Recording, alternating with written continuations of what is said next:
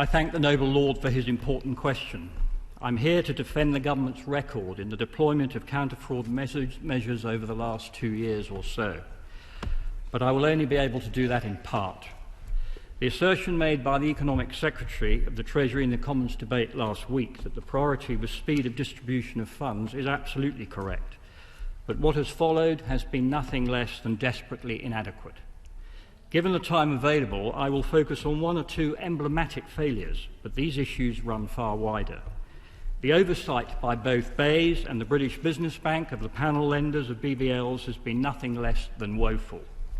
They have been assisted by the Treasury, who appear to have no knowledge or little interest in the consequences of fraud to our economy or society. Much store has been given to the extra money allocated to HMRC, but it took a year to happen, and this department is already the most competent and well-funded in that discipline. Whereas at the beginning of COVID, BEIS had the grand total of 2 counter-fraud officials on its staff, neither of whom were experienced in the subject.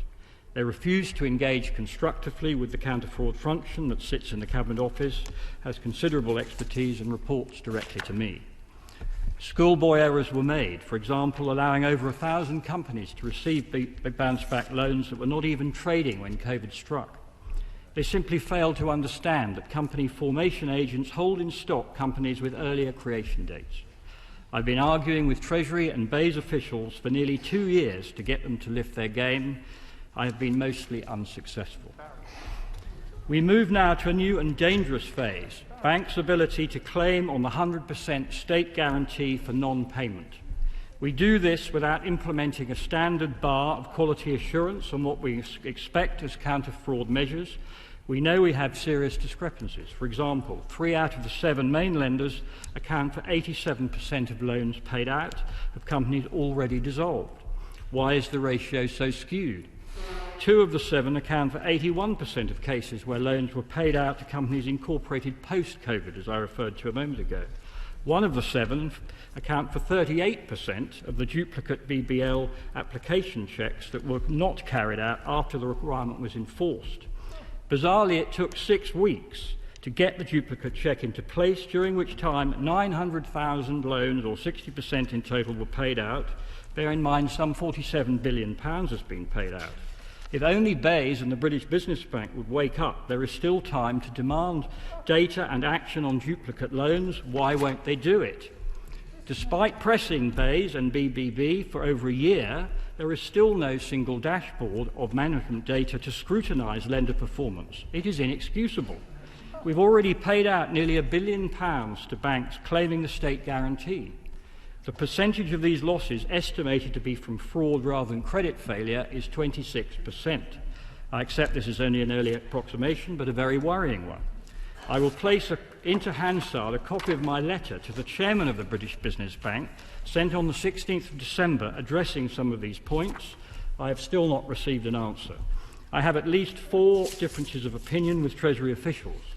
Urgent improvements in lender performance data. I simply want the bar to be set at what the best of the panel banks can deliver. To repeat, there is not even a common definition of fraud to trigger the payment of the guarantee. 2, far greater challenge of lender banks when we uncover inconsistency in data. 3, educating Treasury officials as to why reliance on audits is far too reactive and generally happening well after the whole horse has bolted. 4thly, a failure by Treasury or BEIS officials to understand the complete disjunction between the level of criminality, probably hundreds of thousands, and enforcement capability. For example, NATIS, the specialist agency, can handle around 200 cases a year. Local police forces might double that. My Lords, you can see it is my deeply held conviction that the current state of affairs is not acceptable. Given that I'm the Minister for Counter-Fraud, it feels somewhat dishonest to stay on in that role if I'm incapable of doing it properly, let alone defending our track record. It is for this reason that I've sadly decided to tender my resignation as a Minister across the Treasury and Cabinet Office with immediate effect. I would be grateful if my noble Lord would pass this letter on to the Prime Minister at his earliest convenience.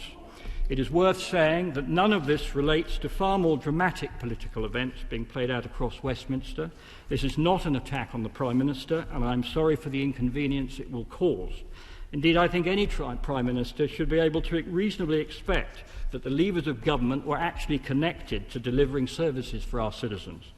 I hope that as a virtually unknown minister beyond this place, giving up my career might prompt others more important than me to get behind this and sort it out. It matters for all the obvious reasons, but there is a penny of income tax waiting to be claimed here if we just woke up. Total fraud loss across government is estimated at $29 billion a year. Of course, not all can be stopped, but a combination of arrogance, indolence and ignorance freezes the government machine. Action taken today will give this government a sporting chance of cutting income tax before a likely May 2024 election. If my removal helps that to happen, it will have been worth it.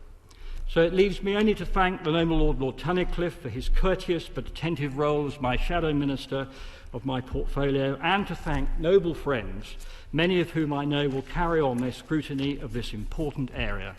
Thank you and goodbye.